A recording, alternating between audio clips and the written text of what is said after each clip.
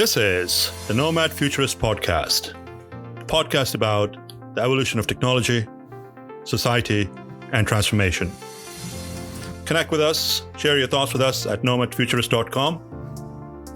Let's get this started. Here are Phil and Nabeel. Hello. Welcome to Nomad Futurist. This is your co-host, Nabeel Mahmood from Kona, Hawaii. And this is your co-host, Philip Koblence from Montclair, New Jersey. Well, Phil, we finished another year. Golly, can't believe this is the end of 2022.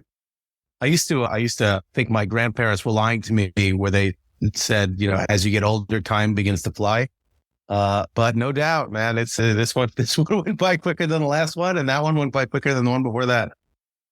Yeah, this one in particular, I think, went a lot faster because we had been in our homes for the last 2 years. And then all of a sudden we got this little bit of flexibility and freedom to roam about. And the next thing you know, the year is over. It's true. What's strange about it is that you would run into people and see them at events that you hadn't seen them in a while. And it felt as though you went back in time. It felt like time had kind of stood still for a couple of years. And you could go back to just essentially continuing the conversation that you had as though it was, February of 2020, the last time you saw them, or January of 2020, the last time you saw them. It's interesting how that works. The human mind is an amazing tool. Exactly. So what's your take just in general in getting back to the norm that we were so accustomed to about 3 years ago? I think, there are certain elements of our lives that I don't think will ever go back to the norm. It still feels, it like we're kind of trying to define what this new normal is. But I think in general, and I've said this before, I don't know if I said this last year as well, there is no substitute for in-person engagement. I mean, you cannot compete. Like there's nothing Zoom can do. There is no, headset that you can get, no metaverse. And this is me going on the record saying no metaverse you can enter that will be a substitute for the type of engagement, the type of interaction you have with another human being or set of human beings when you're in person. So I thrive in that environment as somewhat of a social being, and it's just you have people's undivided attention and can just pick up these subtleties that I think I would not have appreciated, 3 years ago, about how you interpret what they're saying to you, and it just doesn't make sense in a 2D environment or even virtualized 3D environment. I don't think. Yeah, I totally concur with that. I think some of us might have overdone it a little bit. Like I just got back home after over 300,000 miles of travel this year. And I can assure you, as someone who's just been in the cheap seats watching you, you've overdone it. Yeah. And last night I was just thinking maybe I'm going to take 2023, maybe just a little hair slower and enjoy the sunshine a little bit more. I mean, look, again, you're starting in Hawaii, man. It's just the fact that that's where you're escaping from is nuts. But there's not a huge amount of our business that gets done in Hawaii. So I get it. But if there was some place that you can be and think to yourself, I think I'm going to take it slower on the travel, I think you win that award, my friend. Well, so 2022 overall has been a pretty good year for everything that Nomad Futurist set forth. We made a lot of strides. We spoke at a fair amount of conferences. We have started to work with the Tech Capital, Informa, iMiller, and a few other organizations. DICE has been absolutely phenomenal. Should we continue on that path in creating awareness in the marketplace, leveraging all these engagements and partnerships? I think we should just stick our heads back in the sand and forget it all. Just kidding. Look, it's been incredible. It's been a phenomenal reaction to, this foundation that was kind of born out of what we started with this podcast. I've attended a couple of, holiday events over just the last couple of weeks, and the reaction that we get to what our mission is, the notion of, bringing a new generation into our space, trying to find the leaders of tomorrow, demystifying our space, and really trying on a more specific level to create a pathway for the kind of foundational knowledge that drives our digital world has been incredible. And what I think we have discovered on this journey as we've spoken to countless numbers of people and exchanged countless numbers of germs, which is now in the back of everyone's head as we're now maskless talking to each other, is that we're not the only ones trying to do this, right? So I think what we've seen is is a pathway to potentially try to aggregate all of these, collective, individual or regional type of efforts that are being made to try to make as much of an impact as possible. And I think 2023 is going to be really about trying to create a framework that allows all of these initiatives to work together and leverage what we're all doing to try to just broaden our reach. And I think that's our main goal, is to broaden our reach. I know we'd also talked excitedly about trying to find a way to kind of broaden and maybe update some of the educational system elements in society that are missing. My kids I say this on the podcast all the time. I used to say 5 and 9. I now say, as of today, 6 and 10, because my God, the years just melt away. And, they're taking, STEAM classes and all that. And a lot of it is about, leveraging Google Classroom, leveraging a lot of these online tools, but zero about it is like, how does that work? How does that underlying infrastructure work? How does all that come together? And there is a fascination that those children have with the way those things are put together that I think, we as a society, both in America and beyond, are missing. And we're going to put a lot of effort into trying to broaden that reach. No, absolutely. I mean, there's going to be some massive news coming up in Q1 of next year with the launch of the Nomad Futurist Academy. So stay tuned. This is a big undertaking. Exactly. We start a podcast, Foundation Academy. We're going to just try to hit every possible structural entity, governing body that we can possibly create. I think that's absolutely. Why not? I mean, if no one else is going to change, might as well us be the change and drive that change. There's no question about it. And if you look at, on the heels of that, I happen to have this with me, and I don't know if you got a copy of this, but I actually have my Carrie Getz book, which she claims is the first ever signed copy of a Carrie Getz Jumpstart Your Career in Data Centers book. And, just the plain spokenness with which she uses in this book, I think is going to be kind of a model of how we approach the various elements, the various sub-verticals that we always talk about in our industry, where, it's not just for the scientists, it's not just for the computer geeks, it's not just for the electricians and the HVAC repairmen and women and the environmental engineers and the construction folks. I mean, there's a ton of opportunity in our space that's super exciting, and beyond just being super exciting, is imminently impactful. I mean, it's not, and you feel more than just a spoke in a wheel in our industry. And we keep on saying this over and over again. You actually feel the impact of your work. And there's something just so unbelievably fulfilling about an industry as young as we are and as ubiquitous as we are. We stretch into everybody. There's nobody, unless you've been living under a rock, and even some people that have been living under a rock, that don't leverage some element of technology that uses, the underlying infrastructure that powers our digital world, the data centers, the subsea cables, the connectivity and the like. And I think it's something that resonates with everyone, and knowledge, to a certain extent, is power, which is always a balance with ignorance is bliss. But I think we're not only trying to create, the next generation of leader in our space, but people that are, more accountable, more attentive to the technology that they're using, which will just help them in every walk of life as they continue to, no doubt, embrace technology as part of their path. I'm still waiting on my signed version. See that? Carrie, I don't know if you're listening to this. You better be listening to this. Thank you so much. I needed one thing to one-up Nabeel on, and I now have it. Signed, sealed, delivered. There you go. But however, I did get to read that before you. Yeah, I mean, you did write the foreword, so you got me on that.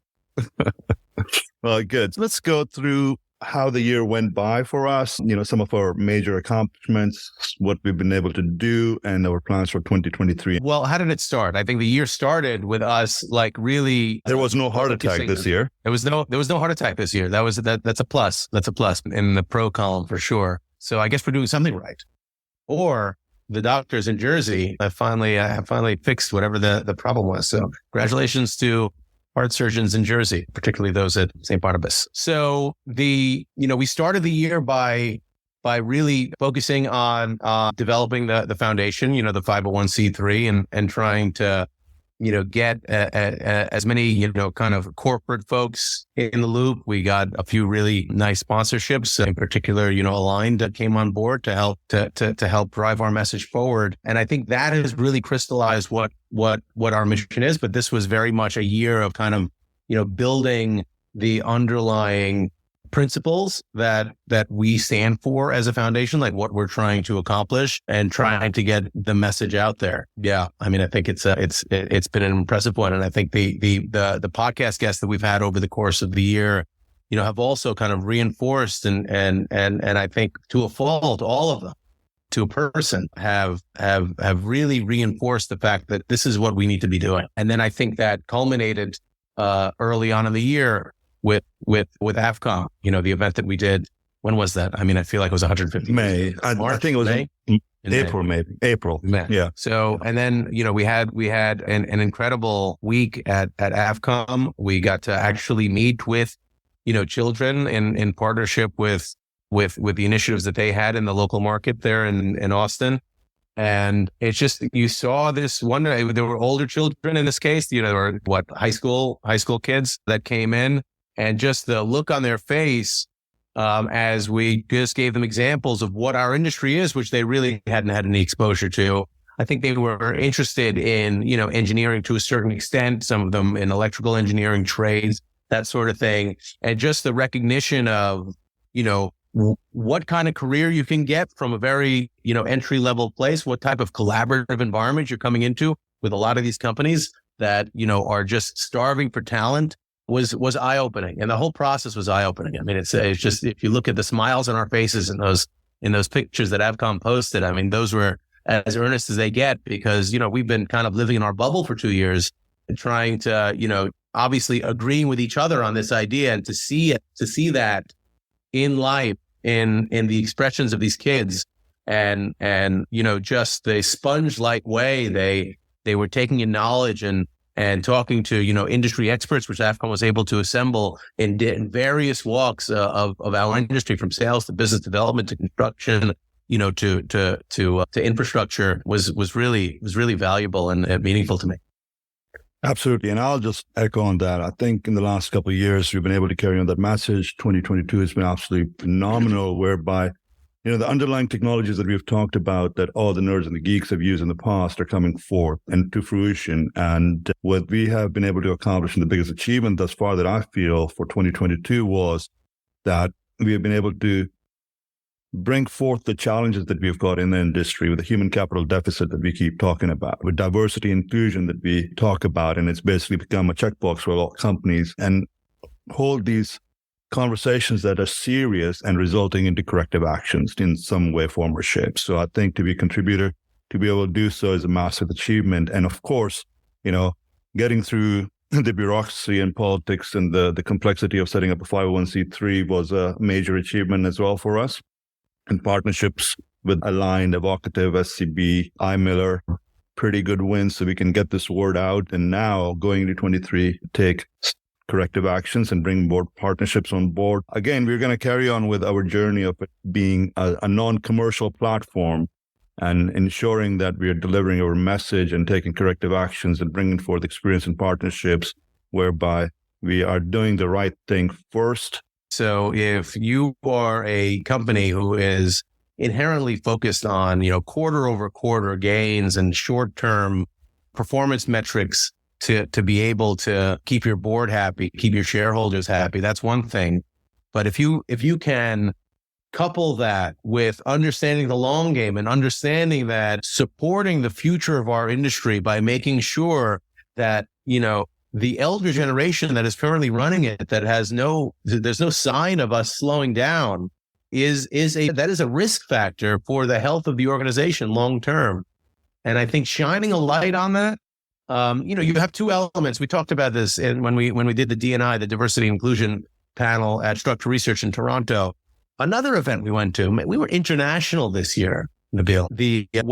What came out is that, you basically have these two concepts. You have diversity and inclusion, which is typically a checkbox with corporations, and you have ESG, which has traditionally been a checkbox with corporations. In our particular industry, ESG as a concept, the idea of sustainability, while amazing for the environment, also allows companies to mitigate one of their largest expenses, which is energy usage. So if you start talking about, so it makes total sense why they would support those types of initiatives. Short term, of obviously some investment and some goodwill, but long term, being self-sufficient and being able to control energy costs, which have continued to go through the roof, is incredibly important. What we try to do is shine a light on diversity and inclusion in a similar fashion. Don't just, hire someone that looks the part for the board so you can check that box of having diversity and inclusion, but actually empower the people in your organization that have not just, a different gender or a different socioeconomic background or a different race just for the sake of doing it, but with the recognition that the perspective that they from their life experiences are going to be inherently beneficial to your overall product offering, because we all live in our bubbles inevitably, right? So it's odd for, Philip Koblence to be preaching diversity and inclusion when I look like the problem. I to a certain extent, am the problem, right? So, but I'm going to try to be the solution by shining a light on the fact that, less people that look like me, although I do think, bald people should be a protected class, should be a focus of our industry for its very survival. Yeah, and I'll say, Phil, it's not about less people wanting to look like you or being like you. I think it needs to be equal, right? So, I mean, whether it be gender, color, race, religion, whatever the case might be. Hair. We are our hair, yeah. Okay, well, you can get transplants for that. We are in the 21st century, folks. I mean, I think it should be muscle memory. We've talked about it for hundreds of years. And this is what we should be living. But if we can reframe the conversation as, don't just do it because it's the right thing to do. Do it because it's actually to the benefit of your overall offering. Because if you keep the same type of people, the people from the same background in positions of, driving driving forward the evolution of these organizations, you're inherently not going to adapt and evolve into creating product solutions that impact, parts of the world that, you just don't know about, parts of humanity that you have not lived the experience of. Yeah. I would rephrase that potentially, that it is the right thing to do and do the right thing versus just doing it for a checkbox purposes.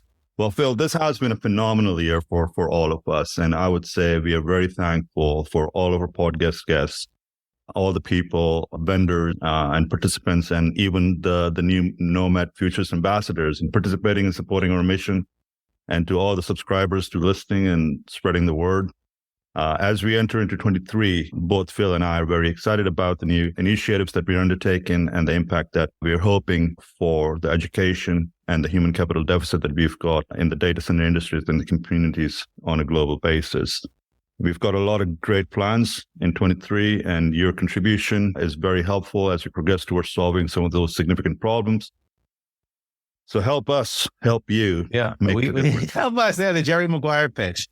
Help me, help you. Look, we need resources. Obviously, there's no question about it, and we need people to be involved. We want to make this less about the Nabeel and Phil show. This is not an ego-driven cause, and recognize that everyone is probably doing a small part in trying to cultivate this in their own way. And if we aggregate those efforts and don't try to step on each other's toes and replicate efforts, we're going to be able to have a lot more impact globally. And, I can't wait to see what the future brings. And the fact that the future will bring us together for the first event of 2023 in Hawaii at PTC 23, which is where this entire endeavor was founded.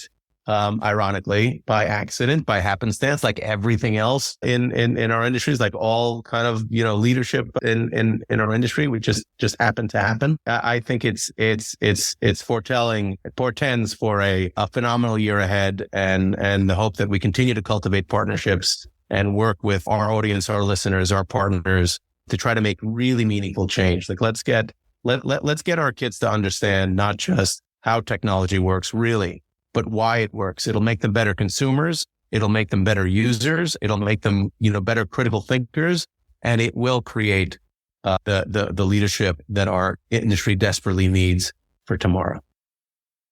On that note, Phil and I will be at PTC in Hawaii, and we will have some massive news waiting for you guys. This will be the first time in 4 years. Well, I mean, of course, Phil and I have actually met several times in the last 3 years in different parts of the world. But this will be some better than others. Some better than others. But this will be the first time we are actually back at PTC in Hawaii live with some massive, massive news waiting for you guys. However, in the interim, both Phil and I would like to wish you guys Merry Christmas, Happy Hanukkah, and a Happy New Year until 2023. Absolutely. Thanks, everyone. And thank you, Nabeel. Thank you, Phil. This has been great. Nothing lasts forever. Markets will come back, currencies will rebound, businesses will go on, and we'll all move on. That could happen next week, next month, or next year. I'm confident that those who prepare rather than panic will come out of this stronger. Thank you for joining us. This has been brought to you by Nomad Futurist. Check us online at nomadfuturist.com.